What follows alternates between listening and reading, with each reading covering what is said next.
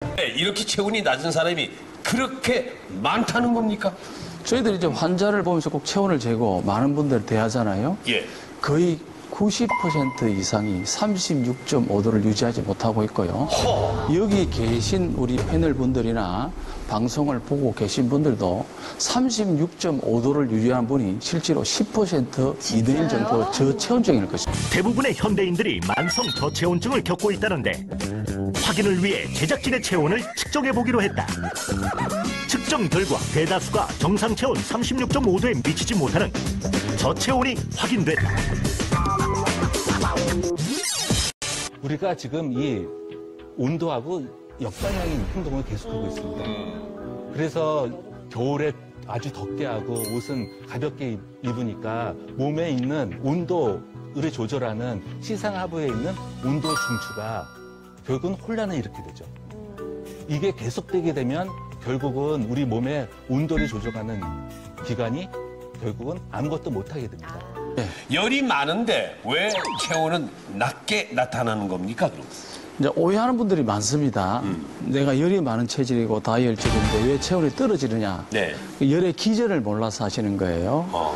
열이 많다는 것은 하복부나 다리가 따뜻해야 정상적인 열입니다. 그것이.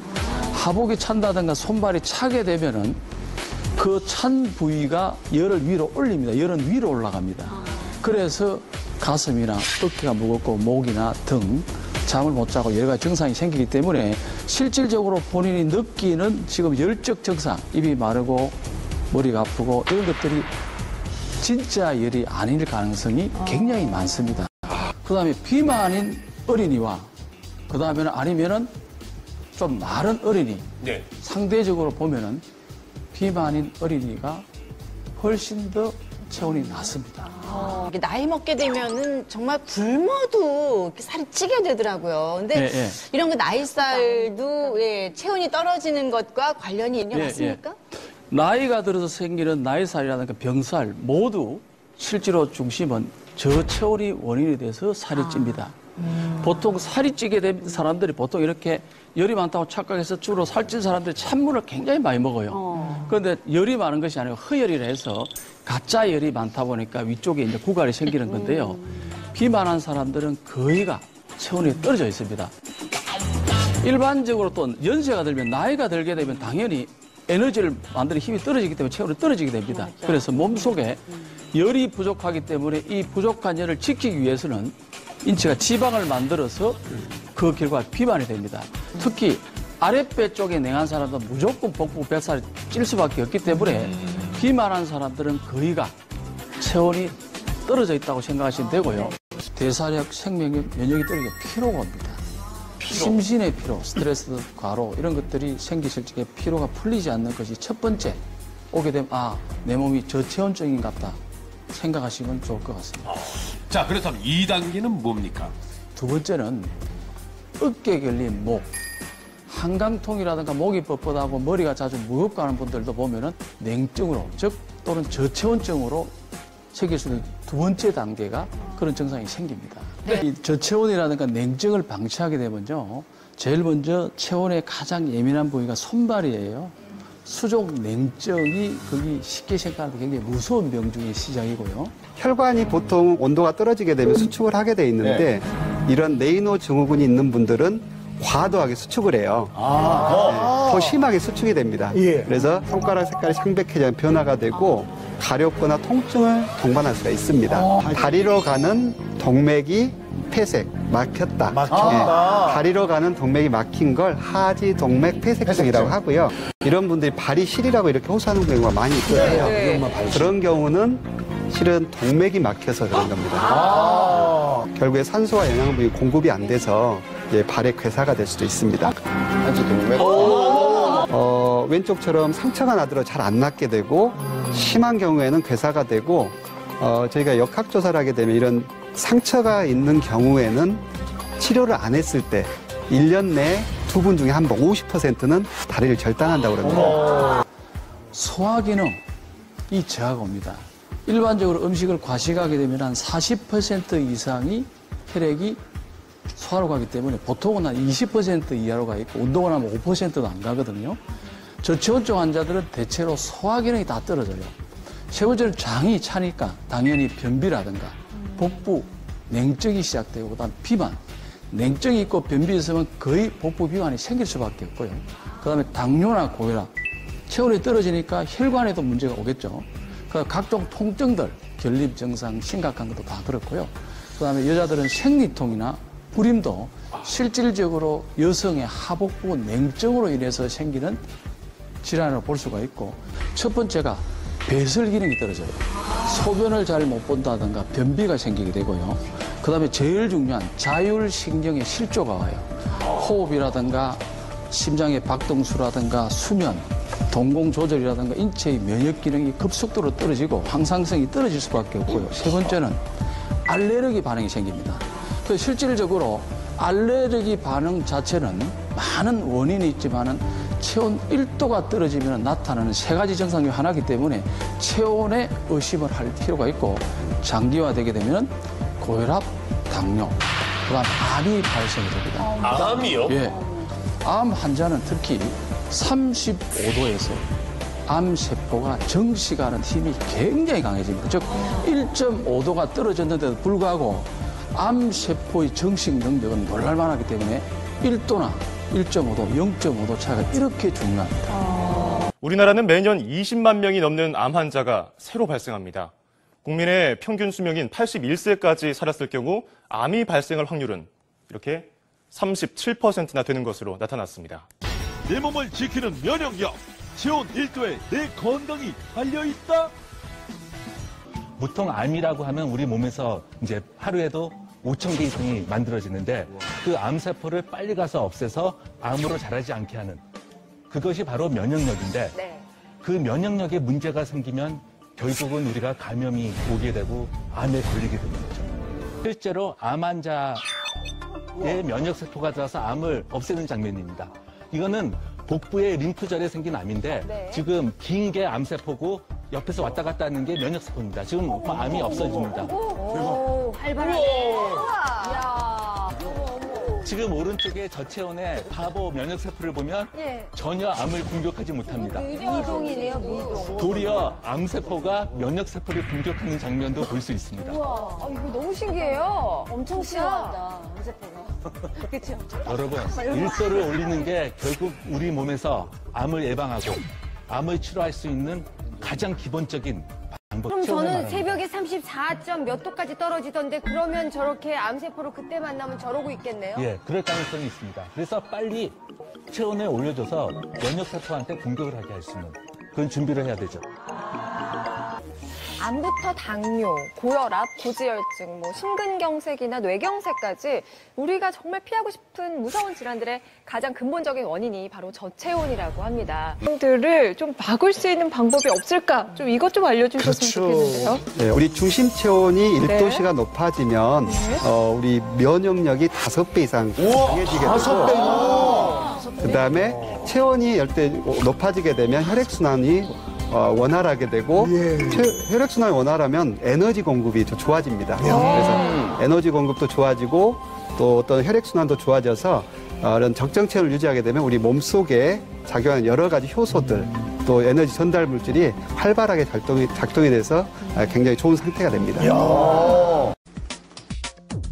자, 최저 34도에서 35.3도까지 심각한 저체온증을 보이는 내분입니다. 가장 심한 사람은 34도였고요. 가장 높은 분이 35.3도이기 때문에 최하 2.5도에서 1.2도가 떨어진 상태고요. 이분들이 체온 자체가 다 떨어져서 이런 다양한 증상들을 겪고 있는 사람들이었습니다. 네. 정상 체온보다 무려 2도까지 낮았던 프로젝트 참가자들이신데, 먼저 66세 임환옥님. 우리 임환옥 참가자께서는 어떤 문제로 고민하셨습니까?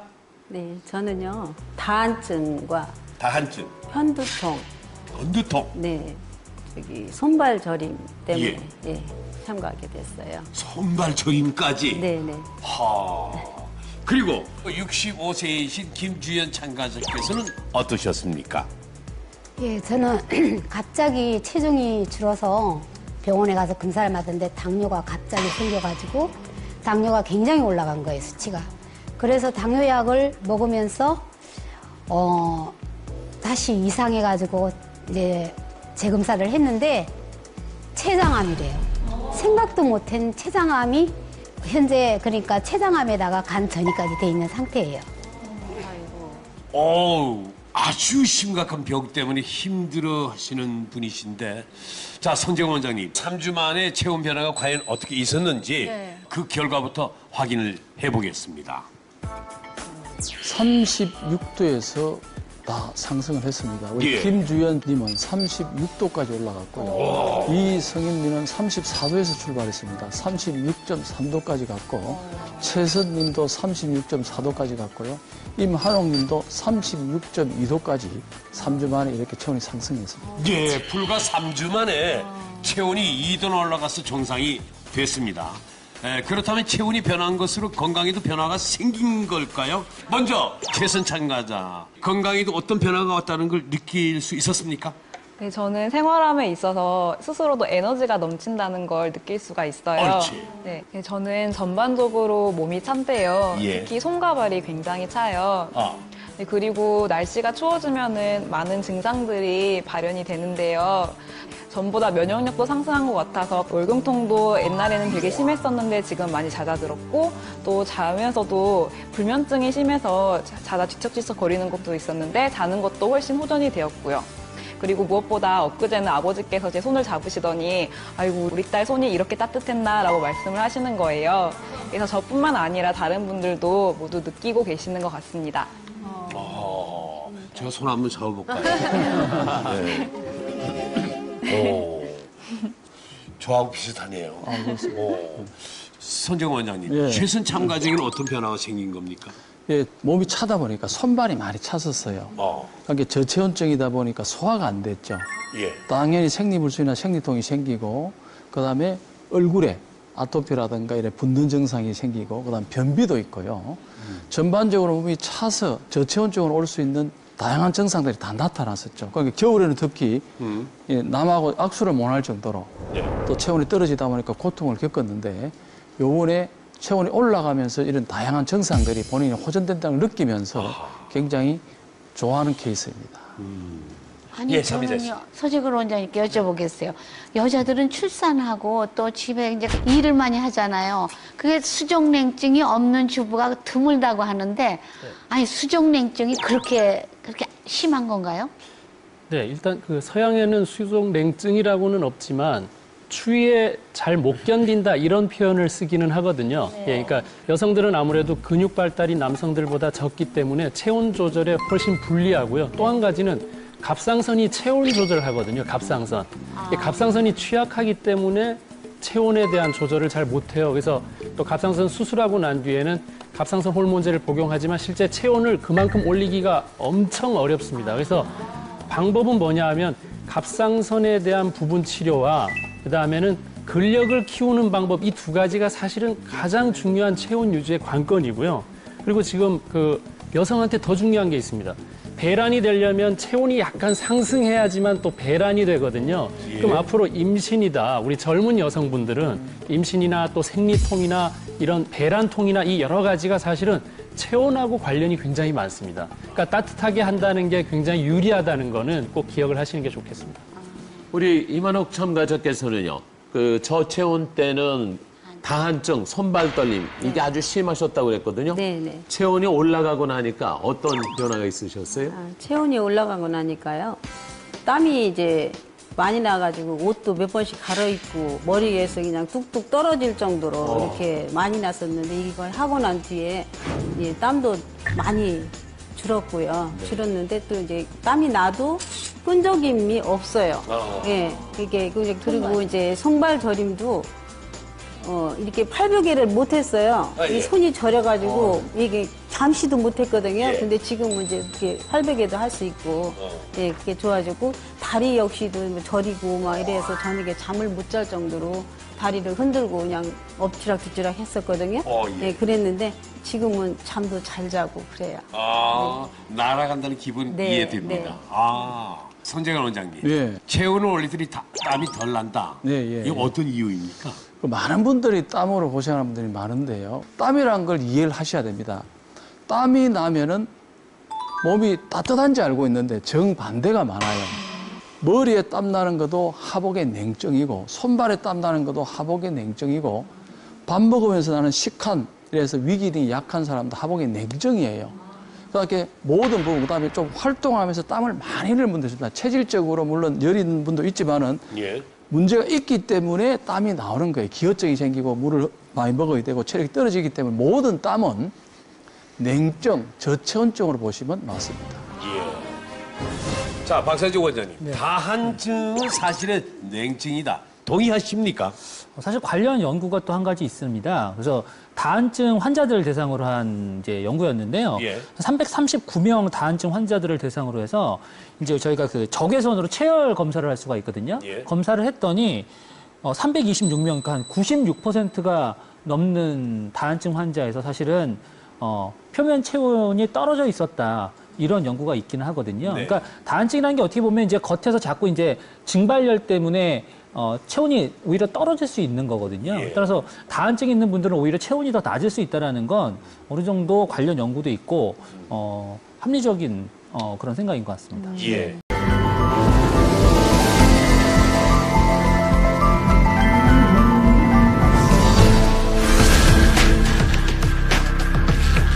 손발이 시리고 통증을 호소하는 수족냉증 환자가 늘어나고 있다. 아파요, 애려요, 쓰라려요, 상처 난 것처럼. 약간의 상처가 났는데 그게 괴사가 시작된 거예요. 그래서 여기 색깔도 이쪽과 틀리잖아요. 무심코 넘겼다간 괴사로까지 이어질 수 있는 수족냉증. 적절한 체온 관리가 여느 때보다 시급하다. 일본인들의 새로운 건강법, 체온 면역요법. 체온이 우리 몸의 면역력을 높인다.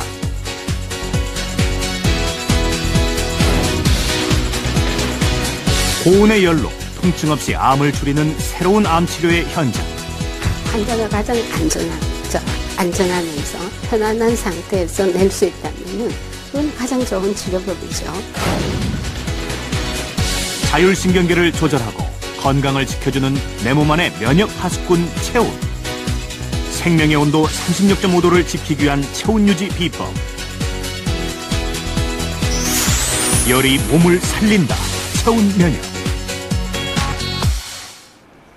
일본 도쿄.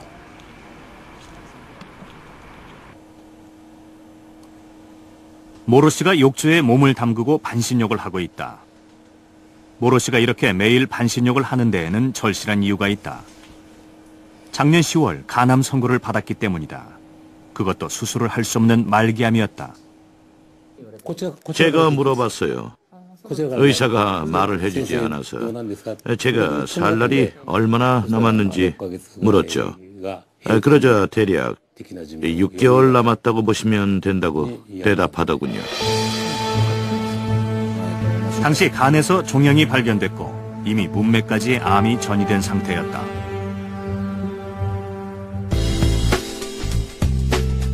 (3개월) 전 모로 씨의 건강 상태는 수술이나 항암 치료가 불가능한 상태. 6개월의 시한부 선고를 받고 남은 시간 동안 최상의 컨디션을 유지하기 위해 조금은 특별한 치료를 시작했다. 몸을 따뜻하게 해서 몸 전체의 면역력을 높이는 자율신경 면역요법이 그것이다.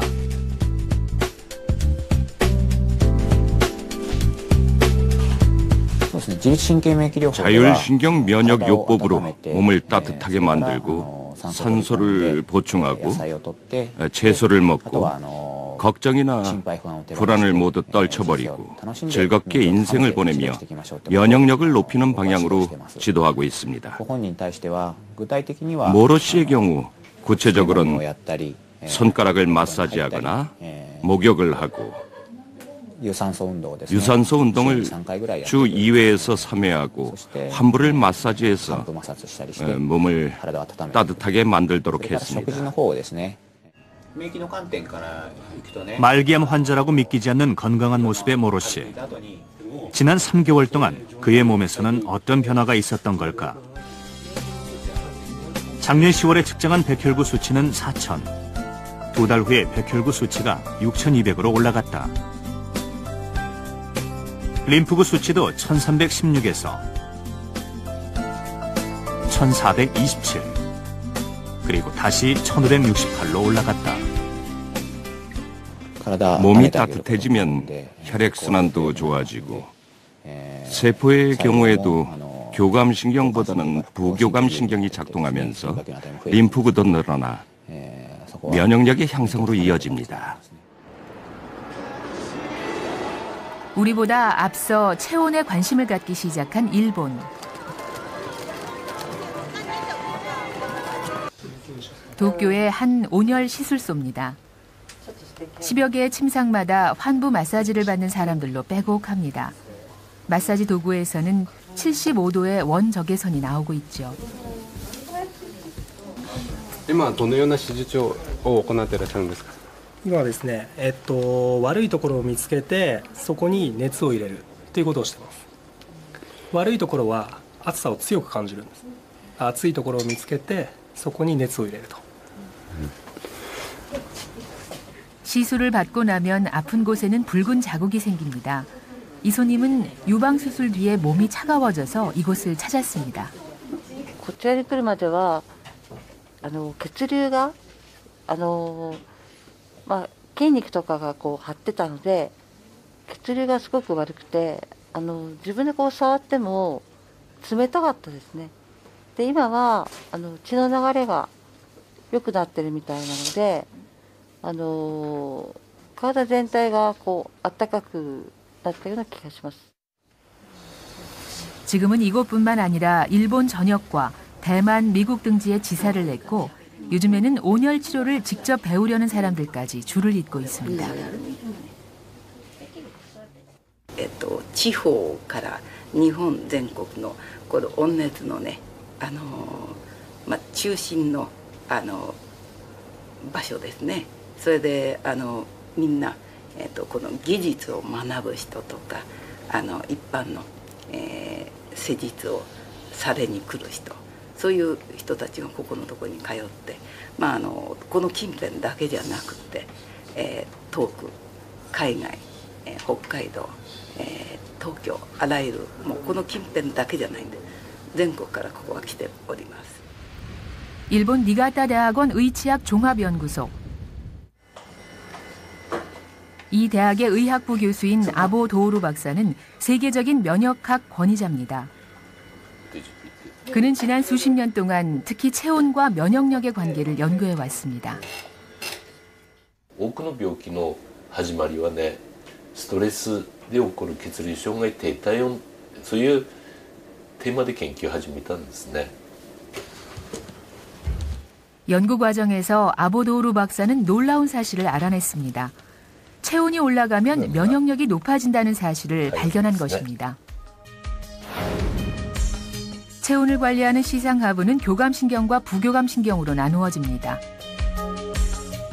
이 중 교감신경이 지나치게 항진되면 체온이 내려가면서 혈관 수축으로 혈압이 올라가고 림프구가 줄어들어 면역력이 떨어집니다.